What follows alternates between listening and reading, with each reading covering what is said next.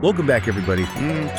Today we are going to be looking at the world of Reiki, Okay. specifically something called Reiju Initiation. Right. And we're going to be taking a look at an article called, Is Reiju, the Reiki Initiation Process, Safe? Interesting. By Bronwen Logan, who is a Reiki expert with over 20 years of experience. And she has a really interesting perspective in this article. Okay.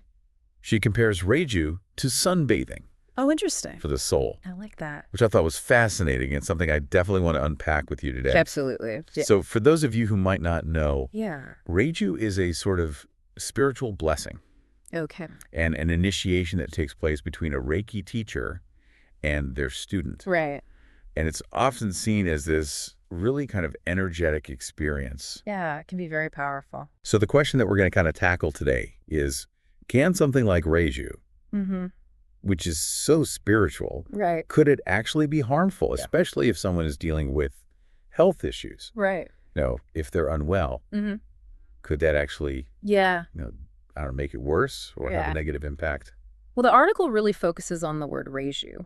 Okay. And specifically it talks about the multiple meanings of the Japanese character Ju. Okay. And so Ju can be translated as blessing, to receive, Okay. but it can also mean to give and receive at the same time. Whoa. Giving and receiving simultaneously. Yeah. It's kind of a mind-bending concept. It is, and that's where I think things get really interesting with this, because Bronwen, she really emphasizes that Reiju isn't about like actively doing something to someone. Yeah. It's more about like entering into the shared space, Okay. which she calls a healing space, Okay. and allowing this natural kind of communication to happen on this kind of spiritual level. So I'm starting to see the sunbathing connection here. Yeah. Like, you're not forcing the sun's rays to hit you. Right. You're just laying out there, Relaxing. letting your body naturally soak it up. Exactly. Yeah, it's about being present in that space and allowing things to kind of unfold naturally, Okay. much like basking in the sun. I like that. And she even talks about how breath plays a role in this. Interesting. You know how during Reiju, the breath deepens and it flows more freely? Oh.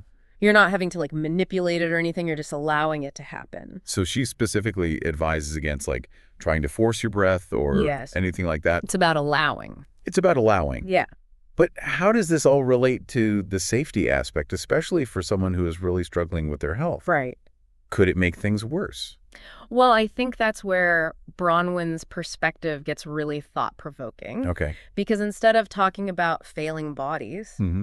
she uses the term natural processes. It's a subtle shift, but it's encouraging us to see health challenges not as like breakdowns, but as part of like the human experience. There's a line in the article that really struck me. Oh, yeah. It says, gifts passed down through generations. What do you make of that?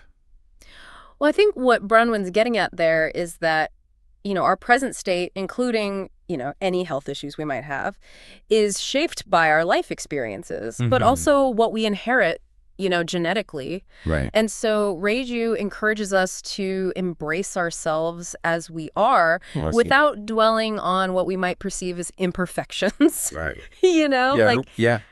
Yeah, it's about accepting what is. Yeah, so it's not about like erasing these challenges or anything. It's more about changing how we relate to them. Exactly. But I'm curious, for someone who's like totally new to all of this, what does a Reiju initiation actually look like? Right. Is it like a hands-on healing session? That's where a lot of the misconception lies, because it's not about the teacher kind of directing energy at the student. Right. It's more about creating that shared space where healing can kind of emerge organically. Okay. It's a collaborative experience. Right. The teacher's more like a facilitator, Okay. guiding the student into that state of deep connection and allowing that natural communication to unfold. So it's not like a quick fix or a magic cure or anything. No, not at all. It's about tapping into our own like inner capacity for healing. Exactly. And that's where that simultaneous giving and receiving comes in. Okay. Because there's a subtle exchange of energy and intention between the teacher and the student. Interesting. They're both active participants in this shared experience. Okay. It's almost like a dance, rather than a one-way transmission. I see what you mean about the sunbathing analogy now. Yeah. Yeah, it's like we're not forcing anything. We're just being present and receptive. Exactly.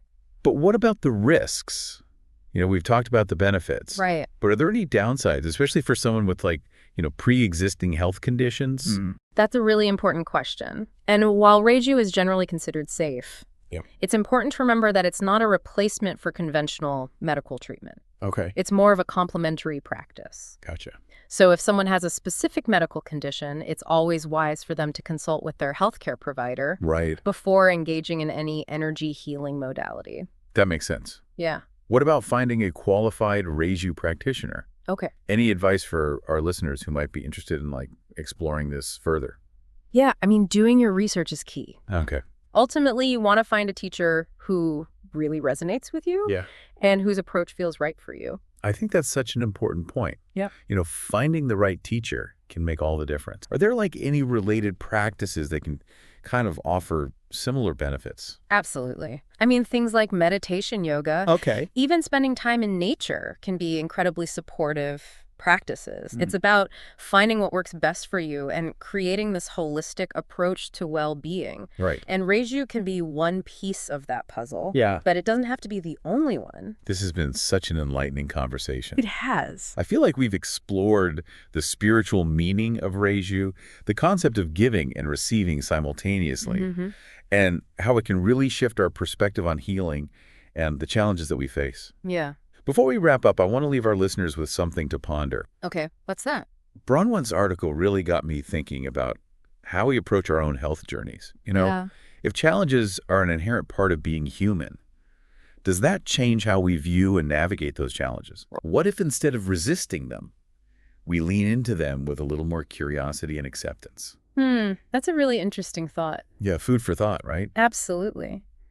I mean, maybe it's about shifting from a mindset of battling our imperfections to one of embracing them as part of our unique tapestry. Yeah. Who knows, maybe by acknowledging those challenges, we can unlock a deeper level of healing and wholeness.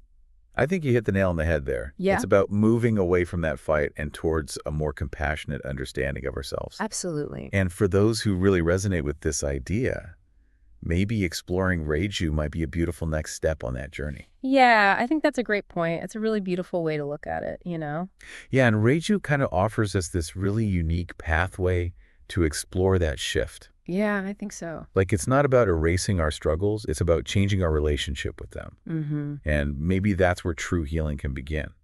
That's a really profound thought.